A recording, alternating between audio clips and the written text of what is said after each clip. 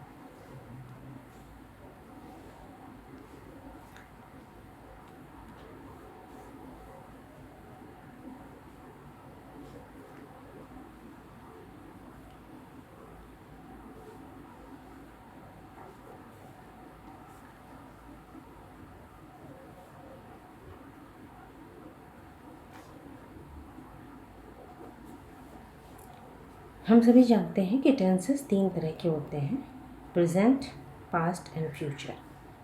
Present जिसे हम वर्तमान काल कहते हैं, पास्ट भूतकाल और भविष्यकाल यानी कि फ्यूचर टेंस।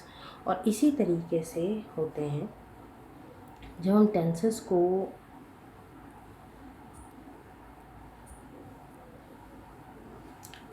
फर्दर डिवाइड करते हैं तो वो 4 तरीके के होते हैं। जैसे कि पहला है इंडेफिनिट,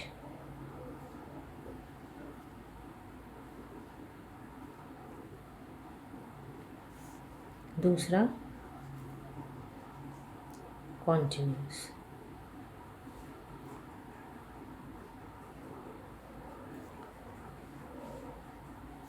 तीसरा है perfect tense,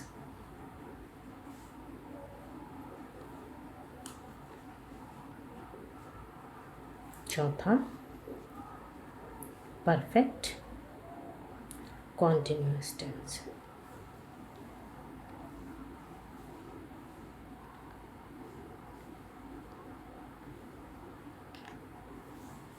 So guys, first of all we are going to learn present indefinite tense. Present means है और indefinite means ता है। सबसे पहले हम प्रेजेंट इंडेफिनिट टेंस सीखेंगे।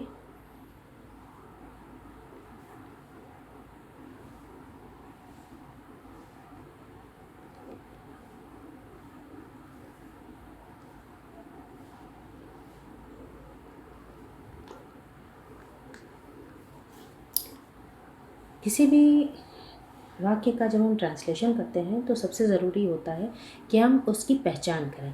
जब हमें वाक्य की पहचान होगी तभी हम उसको इंग्लिश या हिंदी में ट्रांसलेट कर पाएंगे।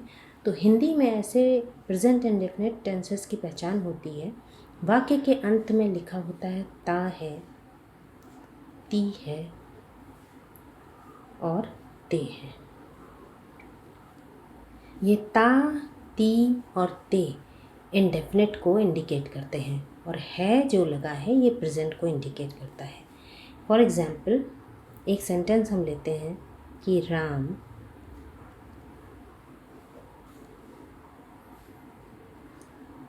जाता है। इसे जब हम ट्रांसलेट करेंगे तो इसके 2 मेथड होते हैं। पहला, अगर सब्जेक्ट सिंगुलर नंबर का है तो क्या रूल्स लगेंगे, और अगर सब्जेक्ट प्लूरल नंबर का है तो क्या रूल्स लगेंगे। इसमें as we see singular number का सब्जेक्ट है, तो जब सब्जेक्ट सिंगुलर नंबर का होता है सिंगुलर नंबर का सब्जेक्ट होता है तो वर्ब की फर्स्ट फॉर्म के साथ एस और ई एस जुड़ जाता है, एस और ई एस जुड़ जाता है, प्लस ऑब्जेक्ट।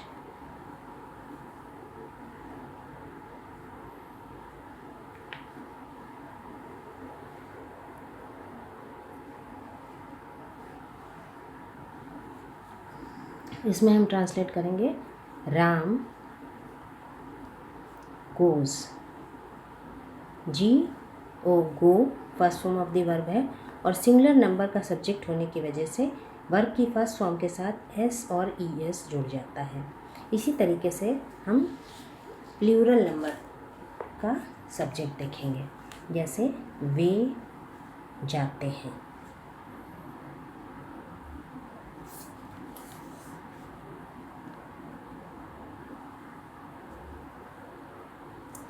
वे मेनी यानी प्लूरल नंबर है। इसको सब्जेक्ट बनाते समय वे दे वर्ब की first form of the verb, subject plus first form of the verb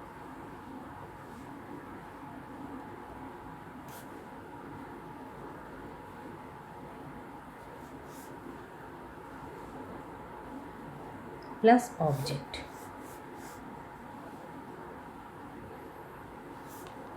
तो इससे जब हम ट्रांसलेट करेंगे तो सब्जेक्ट आएगा वे यानी दे और first form of the verb go. Plural number के साथ में एस या एस नहीं जोड़ा जाएगा। इसी तरीके से अगर हम इसका ये एफर्मेटिव सेंटेंस है और इसका जब हम नेगेटिव सेंटेंस बनाएंगे तो उसमें हम डू और डस का यूज़ करेंगे, डू और does. Do will use with plural number and does will use with singular number. तो सेंटेंस वही रहेगा,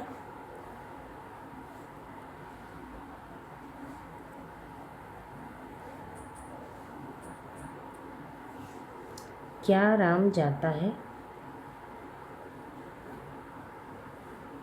नेगेटिव सेंटेंस है तो इसमें हम करेंगे राम नहीं जाता है। जब इसे हम ट्रांसलेट करेंगे तो आएगा राम, जो कि सिंगुलर नंबर का सब्जेक्ट है और ऐसे में सिंगुलर नंबर के साथ एस और ई एस जोड़ दिया जाता है। एज ऑलवेज सी एस और ई एस जोड़ देते हैं, यानी डू में एस या ई एस जुड़ गया तो डज हो गया। Ram does not go. अगर इसे ही हम मेनी के साथ या प्लूरल नंबर के साथ बनाएंगे तो वो बनेगा वे नहीं जाते हैं।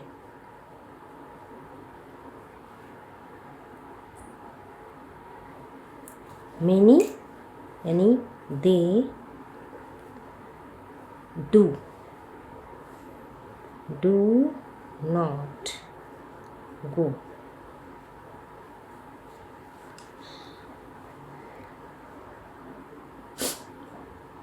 इसी तरह से अगर हम इंटरोगेटिव सेंटेंस बनाते हैं, इंटरोगेटिव सेंटेंस बनाते हैं तो उसमें हम डू और डज को सेंटेंस के पहले लगाते हैं, जैसे डू दे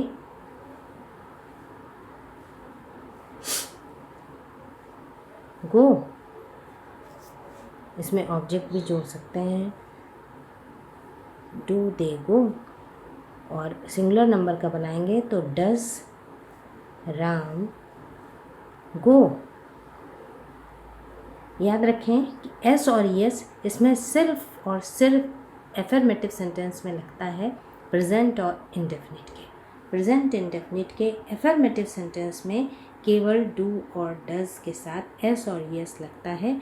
बाकी कहीं भी आपके सिंगुलर नंबर के साथ में एस या यस नहीं जुड़ेगा, क्योंकि डज़ जब हम बनाते हैं तो डू में ऑलरेडी यस जुड़ा हुआ होता है। इसी के साथ एक इंटरोगेटिव सेंटेंस ये भी आता है जिसमें क्वेश्चन वर्ड पहले लगे होते हैं, जैसे कब, कहाँ, क्यों, कैसे। कब, कहाँ, क्यों, कैसे शब्दों की अंग्रेज़ी हम बाहर बनाते हैं, जैसे राम दिल्ली कब गया। राम दिल्ली कब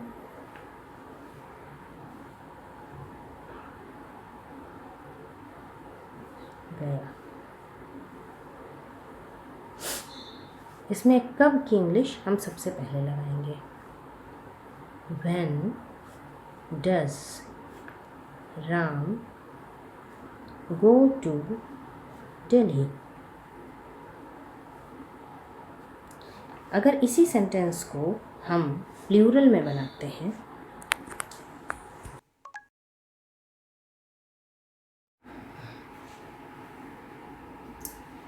तो वो होगा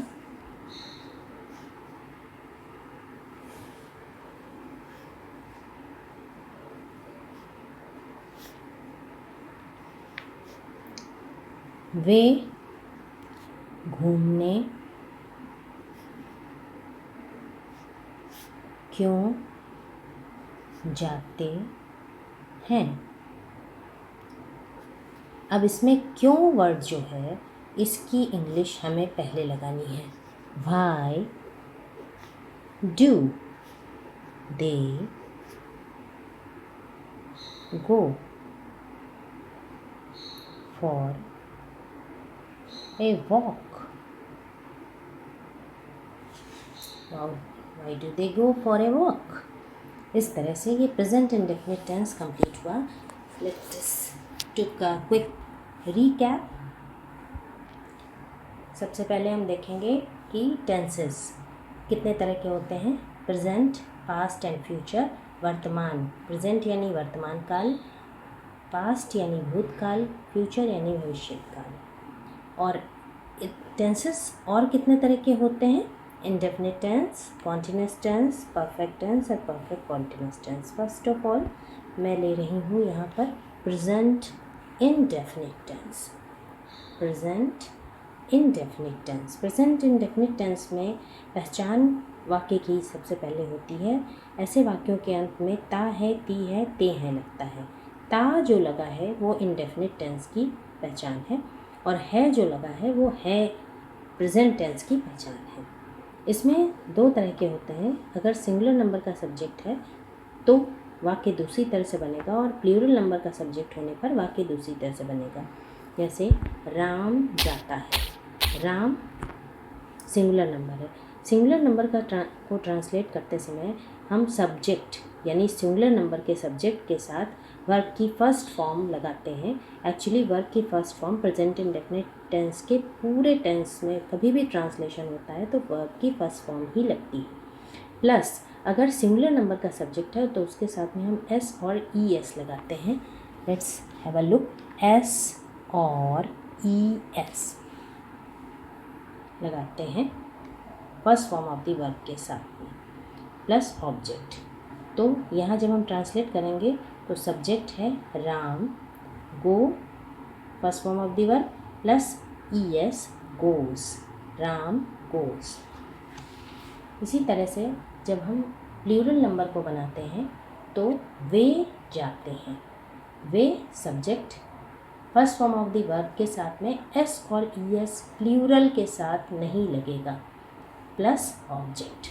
तो वे यानी दे जाते हैं, go. Sentence is complete. Negative, जब हम नेगेटिव सेंटेंस बनाते हैं तो डू और डज का यूज़ करते हैं। इनफैक्ट नेगेटिव, इंट्रोगेटिव, फर्दर जितने भी टाइप के सेंटेंसेस बनेंगे उसमें डू और डज का यूज़ होना है। जैसे नेगेटिव में राम नहीं जाता है तो राम सिंगुलर नंबर सब्जेक्ट के साथ डज लगेगा, does not go. Sentence complete. Ram नहीं जाता है। प्लूरल नंबर के साथ में वे नहीं जाते हैं, they do not go, because plural number के साथ डू लगेगा, do not go, they do not go. Interrogative sentence में हम डू और डस को सबसे पहले लगाते हैं, तो सेंटेंस बनेगा सिंगुलर नंबर सब्जेक्ट के साथ डस और प्लूरल के साथ डू लगता है, इसलिए do they go, do they गो। और सिंगुलर नंबर के साथ में डस राम गो, डस राम गो। इसी तरह से हम इंट्रोगेटिव सेंटेंस बनाते हैं जब हम क्वेश्चन वर्ड बीच में, सेंटेंस के बीच में यूज़ करते हैं। राम दिल्ली कब गया, इस कब यानी क्वेश्चन वर्ड कब को हम सेंटेंस के सबसे पहले में यूज़ करेंगे, जैसे when, when does Ram go to Delhi, Ram Delhi कब गया, when does Ram go to Delhi. इसी तरह से इसका जब प्लूरल बनाएंगे तो वे घूमने क्यों जाते हैं, क्यों क्वेश्चन वर्ड, इसकी इंग्लिश सेंटेंस के सबसे पहले लगेगी why do they go for a walk, वो घूमने क्यों जाते हैं, why do they go for a walk. इस तरह से ये सेंटेंस कंप्लीट होता है। आई होप आपको ये टेंस समझ में आया होगा। अगर आपको ये पढ़ाना अच्छा लगा है और आप इसे कंटिन्यू करना चाहते हैं तो प्लीज़ इस चैनल को लाइक करें, सब्सक्राइब करें और कमेंट करके ये ज़रूर बताएं कि आपको कितना समझ में आया और किस तरह के सेंटेंसेस और सीखना चाहते हैं। नेक्स्ट वीडियो मेरा कल आ रहा है जिसमें हम पास्ट इंडेफिनिट टेंस के बारे में जानकारी हासिल करेंगे। और तब तक के लिए take care and bye bye. और नेक्स्ट वीडियोज़ में हम प्रैक्टिस सेशन भी करेंगे जिसमें ये सिखाए हुए टेंसेस के बारे में हम और अच्छे से जानकारी हासिल करेंगे और उसकी प्रैक्टिस भी करेंगे। Okay then, see you, bye bye.